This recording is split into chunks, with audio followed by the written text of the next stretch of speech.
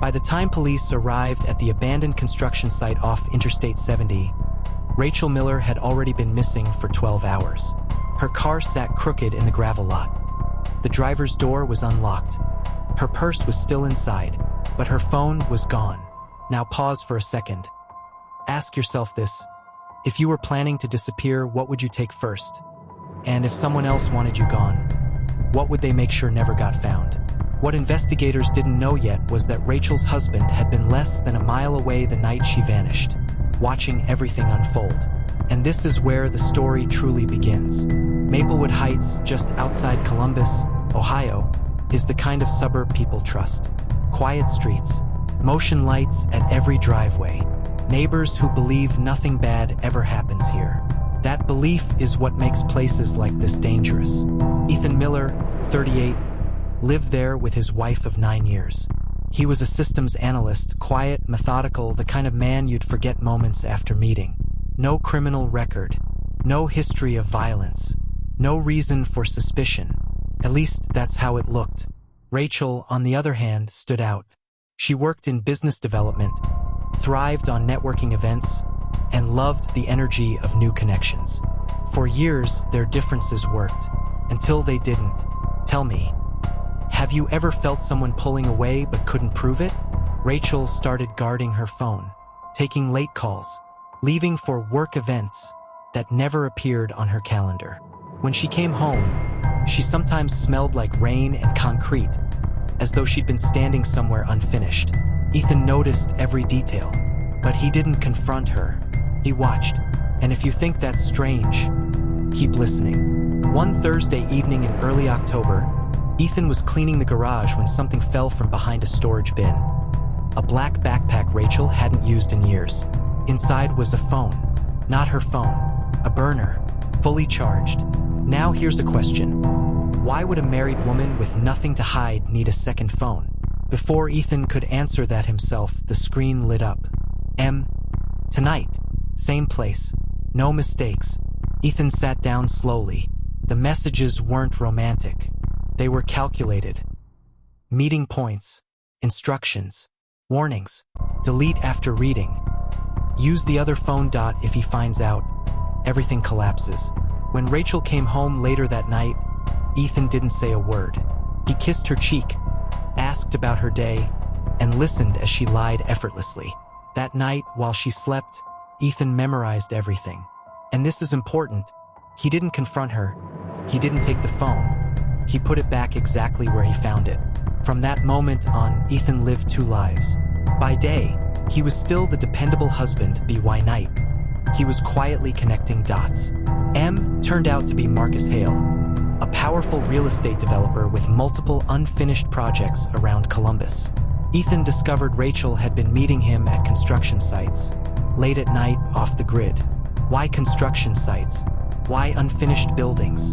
Why places no one else would be? Ethan followed the money next. Shell companies, fake vendors, funds moving in patterns designed not to be noticed. Rachel wasn't just cheating. She was laundering money. Now here's where I want you to think carefully. If you found out your spouse was involved in something this dangerous, what would you do? Call the police? Walk away? Confront them? Ethan did none of those. He waited. On the third Thursday of the month, Rachel mentioned another networking event. Ethan smiled, wished her luck, and watched her leave. At 9:40 p.m., Ethan got into his car. He didn't drive downtown. He drove east to one of Marcus Hale's construction sites near the interstate. He parked in the dark, headlights off. At 10:12 p.m., Rachel's car pulled in. Ethan didn't follow her. He didn't need to. He went home. By midnight, Rachel was gone. By morning, her phone rang unanswered. By afternoon, police found her car abandoned near the site. And when officers knocked on Ethan's door that evening, he already knew what they were going to say. He invited them in, answered every question, reported his wife missing, and never mentioned the second phone hidden in the garage. Before they left, one officer turned back. "We'll search the site again at first light," he said. "These cases usually resolve quickly." Ethan nodded, but he knew something they didn't. Because when the sun rose the next morning, the ground near that construction site would reveal something no one was prepared for. What search teams uncovered would turn Rachel's disappearance into a murder investigation and force detectives to ask one terrifying question. Was Ethan Miller an innocent husband, or a man who had been planning this all along? Subscribe now if you are yet to, so you do not miss out on crime stories like this one. The first light of dawn barely cut through the gray October sky as search teams arrived at the construction site near Interstate 70. The place had been silent for months.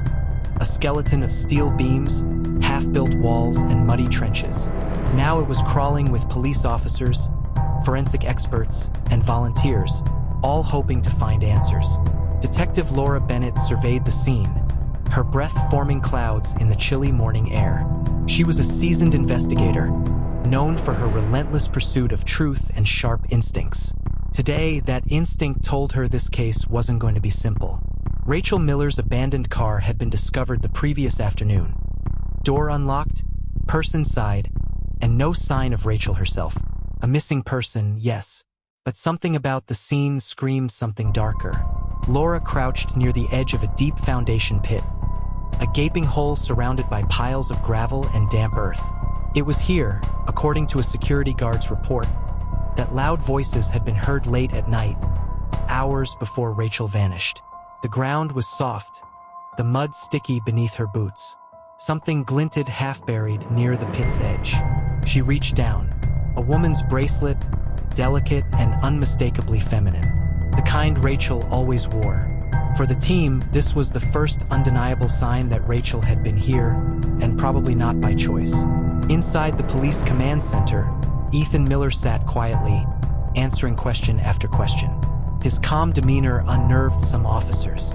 How could a man whose wife had just disappeared be so composed? But Ethan's alibi held firm. Multiple timestamps confirmed he had been miles away at work and at home during the critical hours.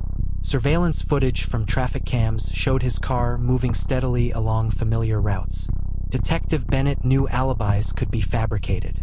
What worried her more were the gaps. Ethan's phone records revealed a curious pattern. A cell tower ping less than a mile from the construction site around 9:30 p.m. on the night Rachel vanished. When asked about it, Ethan claimed he was driving near the area on a detour. But something didn't add up. Meanwhile, the forensic team made another discovery. Beneath layers of gravel, they found a smudged footprint. A size 10 men's shoe, partially covered but distinct enough to be a lead. Nearby, faint drag marks stained the dirt with dark streaks. The coroner's office expedited tests on the bracelet and fibers found on Rachel's abandoned coat. The picture forming was grim. Rachel had been at the site, and there was evidence of a struggle. Detective Bennett called Marcus Hale in for questioning. Marcus, the developer and Rachel's secret associate, arrived with his usual confident swagger. He claimed ignorance, insisting he hadn't spoken to Rachel in weeks and knew nothing of her disappearance. But his story began to unravel when phone records and text messages painted a different picture. Late-night meetings, urgent calls, and warnings to stay quiet. As interviews progressed, a narrative began to emerge. Rachel had become deeply involved in Marcus's projects, not just as a consultant but as a key player in funneling money through complex financial channels. It wasn't just business. It was a secret world built on lies, trust, and danger. Ethan had discovered the truth weeks earlier: the burner phone, the shell companies, the late-night rendezvous. Had he confronted her? No. Had he gone to the police? Not yet. He was watching, waiting. Detective Bennett's team uncovered more disturbing evidence in Marcus's office. A collection of emails and bank statements that suggested Rachel planned to cut ties and expose the entire operation. Had Rachel's disappearance been orchestrated to silence her? Had Marcus acted to protect his empire? Or was there something else? Something Ethan knew and kept hidden? Then came a chilling breakthrough. Security footage surfaced from a gas station near the interstate, showing a heated argument between Marcus and Rachel just days before she disappeared. Rachel's expression was desperate. Marcus's was cold. At the same time, new witness statements placed Ethan near the construction site on the night Rachel vanished. Confronted with this, Ethan didn't panic. Instead, he offered a cryptic warning. "You're looking for answers in the wrong place." The case was spiraling into a complex web of secrets, lies, and betrayals. And at its center, Rachel Miller's fate remained uncertain. Her disappearance no longer just a mystery, but a crime with deadly consequences. Just when it seemed the pieces might fall into place, a hidden voice recording emerged. Rachel's own message from the night she vanished. The recording would reveal shocking confessions and change everything the police thought they knew. What did Rachel say? Who was she warning? And was Ethan truly the grieving husband, or the mastermind hiding in plain sight? Subscribe now if you are yet to, and stay tuned to uncover the truth behind Rachel Miller's deadly secret. The evidence was piling up, but Detective Laura Bennett knew something wasn't right. The case of Rachel Miller's disappearance and likely murder was no longer just about a missing wife or a cheating spouse. It had twisted into something far more complicated, and every answer seemed to open a dozen new questions. The team sat around the conference room table, papers and digital files spread before them like a complex puzzle. Marcus Hale's name dominated the board, but Ethan Miller's presence lingered in every thread. Then, the moment everyone had been waiting for arrived. A key piece of evidence discovered by the cyber forensic unit. A voice recording. The recording had been hidden deep in Rachel's burner phone, encrypted and nearly erased, but a skilled technician had managed to recover it. The file was time-stamped the night Rachel vanished. Detective Bennett pressed play. Rachel's voice was trembling, strained with fear. "I don't know who to trust anymore. Ethan knows more than I thought. Marcus is dangerous. If anything happens to me, this is the truth. I'm done hiding." Then the recording cut off abruptly. Laura sat back in her chair, heart pounding. This wasn't just a confession. It was a cry for help. The implications were staggering. Rachel was terrified not only of Marcus but of Ethan as well. Was her husband a protector or a predator? Detectives re-interviewed Marcus Hale. This time, his usual confidence faltered under the weight of new evidence. Emails showed Rachel had confronted him about his illegal dealings. She planned to cooperate with authorities and cut a deal for immunity. Marcus insisted he never harmed Rachel, claiming their last meeting ended in anger but not violence. Attention then shifted to Ethan.